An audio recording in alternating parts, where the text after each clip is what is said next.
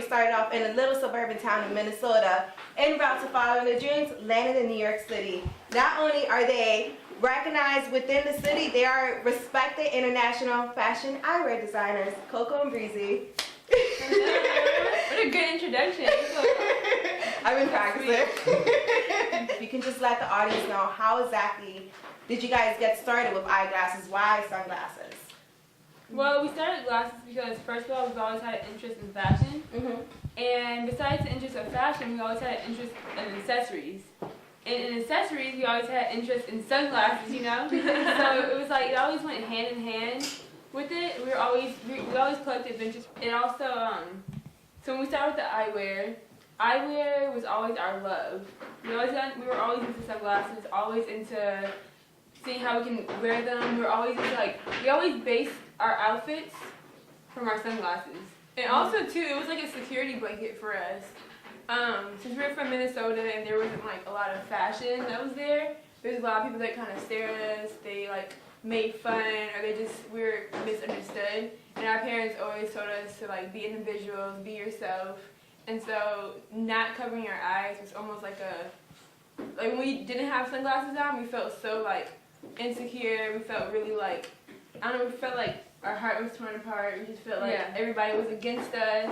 And we felt like no one really understood us. And when we had our sunglasses on, it gave us a whole other like level of confidence that we never felt before. And so I think from like 16 until we were like 20, 21, it's like we would always wear our sunglasses. Now that we've grown as women, we don't wear our sunglasses as much because now we learned that like there's no reason to be shy. And we're like comfortable with ourselves, but like that's what really, really sparked up us being eyewear designers.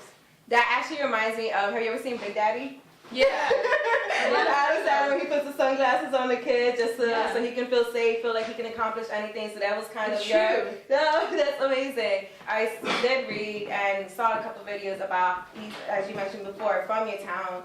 You felt as though you guys were picked on because you were different and so forth. I love how your parents have just like always been your support and always inspired you to be like, oh, just be different. You know, you were getting good grades, so it was okay. They accepted you for who you were. Exactly. So that was good that they helped you just conform to not trying to like be like everyone else and just be yourselves. Yeah, I think also our parents, I guess it was the way they were raised. They wanted to raise us even better. Like our father's from down south, and he was raised in segregation, and so he always thought like, okay, I went through this, but I want my daughters to live an even better life. So he went through segregation, and it's crazy. Like he's a walking book of history, you know. And it's amazing because he had such a kind heart. Yeah. He had such a great spirit because even though he did go through those certain things as a child, he was like he didn't keep that Southern mentality that was like, I'm gonna be one-minded and small-minded. He kept us being like universal. Yeah, and our mother, she like grew up in like a traditional Puerto Rican family where like she couldn't even go hang out with like her cousins. Like they were very like, you know, very just set like this, you know. And so she always loved to sing, and she always had dreams that she wasn't able to push forward. So she used that and was like, you know what, I'm gonna let my daughters do their thing. So that's why our parents, they're always very lenient towards us.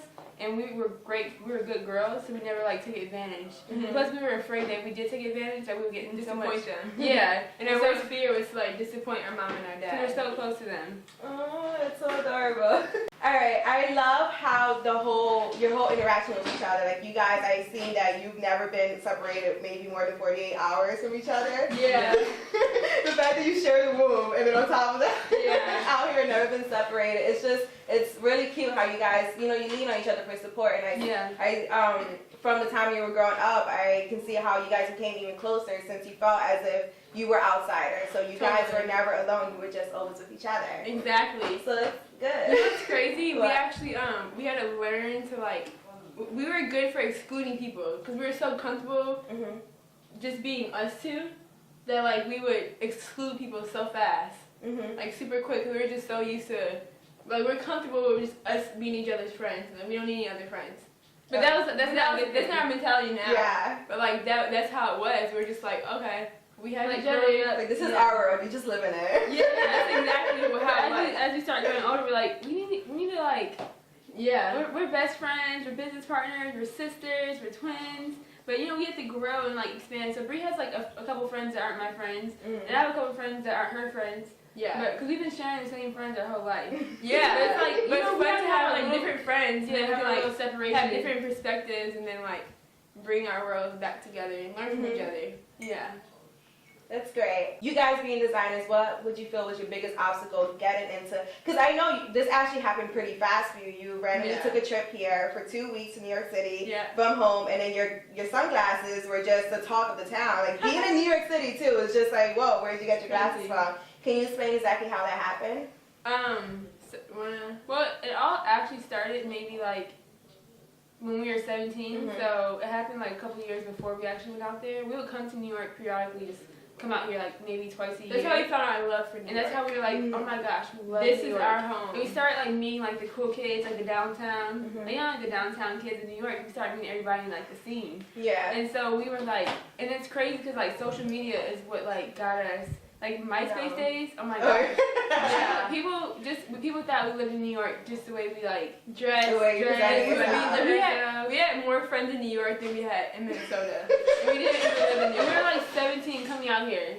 Like we're like, Mom and Dad, please let us go to New York. Like you guys are underage. Like I had to beg them. I was like, cry. Sorry, dream. Did you guys just drive out here? No, we took a flight. Okay. Took a flight, had a little hotel. We thought we were just so like doing it, yeah. So we came out here, and that's when I fell in love with it. We were actually working at the mall at the time. We were working at a store called Metro Park, and we were also working at Justice. And that's kind of like limited too. Yeah. And it was like back to school is like the busiest time in retail to work in. And so I told my manager, I was like, we want to go to New York for 2 weeks.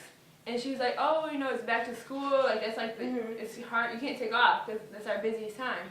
But Coco, she was like, Breezy, I don't want to like lose our jobs because she's scary. You guys work together too? Yeah. And so I was like, Coco, we have to do it in order to, we have to take this risk. Let's just go. So we took the risk of like coming home to like no job almost. So it's like, Coco, let's take off 2 weeks to go to New York. We like fell in love those 2 weeks. We're like, oh my gosh, okay. So the last couple of days of our 2-week trip, we're like, I think we should move out here. So I was like, oh my gosh, you really want us to move out here in 2 weeks? He said, yeah, do it. So we're like, all right, cool.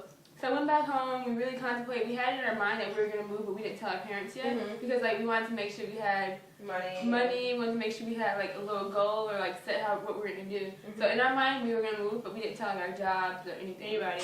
We were scared. So we were scared because we were like, Breezy, we're going to move to New York. Let's just do it. But we don't have that much money saved up, but I did the math. I was like, when I was out here for those 2 weeks, I went to so many job interviews. I interviewed at Topshop. I interviewed at, what's that cupcake place? Cupcake and Melissa's. I had an interview at this place that you sell like spoons to door to door. I had a job interview at at some like sock place. Like we were determined. I was like, Mom, Dad, we have to move in like a week because Topshop just called us for an interview. They're like, oh my gosh. I was like, I already have somebody, because we had a car note at the time. I was like, I got somebody who's going to take care of my car note. One of my best friends, her mother took over our car note.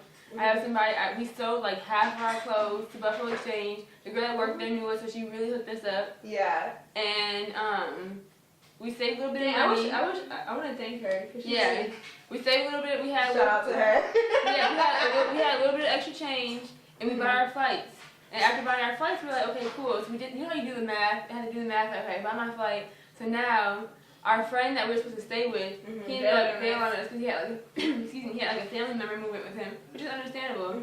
So last minute, we're like, oh my gosh, where are we going to stay? We have a day until we get to New York. So a mutual friend of a friend was like, you can stay with me. We were like, oh my gosh, thank you. So we ended up staying with him, and then that's when it was history. Like, Kelly Osbourne was wearing our glasses. And also, like, on the side of going to all the job interviews, we've been working for ourselves full time since day one. So you couldn't find a job, so you made your own job. Exactly. No one hired me, but Coco and Breezy hired Coriana and Rihanna. That's good. That's great. Who's the first celebrity to wear one of your glasses, and how did that come out? Ashanti was actually the first person like ever, and the way that came about was I think we were walking down the street, and somebody just like gave me their card, or maybe we gave them our card. So I'll never forget this day. We were in the Bronx. We were staying at our friend Derek's house, and that's the friend's house that we were staying at when we first moved to New York.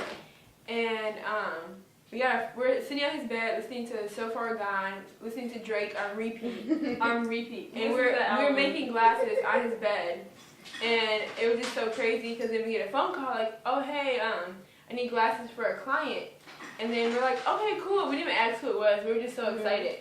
A client that sounded important. That sounded important. Someone's giving you a call for a client, so that sounded important. So we're like, okay, cool. Where do you want us to drop him off? So it ended up being for Ashanti, and she wore him on Good Morning America. Or no, she wore him on VH1 Hip Hop Honors. And for Good Morning America, Kelly Osbourne wore the glasses. Like she made a video on YouTube talking about how she loved them. When you first with Ashanti and Kelly Osbourne, what was that feeling you felt that when you saw them within the media wearing your work, stuff you did yourself? Like how was that feeling? It gave us confidence because that was like literally like the first week we moved to New York. So it gave us confirmation, yeah, because after that we had a lot of people that's wore the product, but since that was like the first week being in New York, it gave us confirmation that like, wow, this is something cool, like this can really happen, and it's like people that are successful, they've been through their downtimes. Anyone who's successful, they've had their downtimes and their uptimes, so it's like, when they see another up-and-coming person that's like having their downtimes, they're not going to judge you because they've been there, and someone who does judge you, then they're not real genuine people. Or they haven't been through it, they're not even there yet. Exactly, yep, exactly. I'm like, if you're judging somebody, then you are not in the right state of mind. I think that like just doing like what we do, it just really takes, it's a mind thing. It definitely is a mind thing. So your mind is a powerful organ. A lot of people don't realize that, how powerful your mind is. The way you think about something, your perspective of it, your entire life becomes it. So if you think negative things, if you just are negative about certain, is that you're going to only see that instead of appreciating the good. And I also think that like when you wake up in the morning, you should say something that inspires you.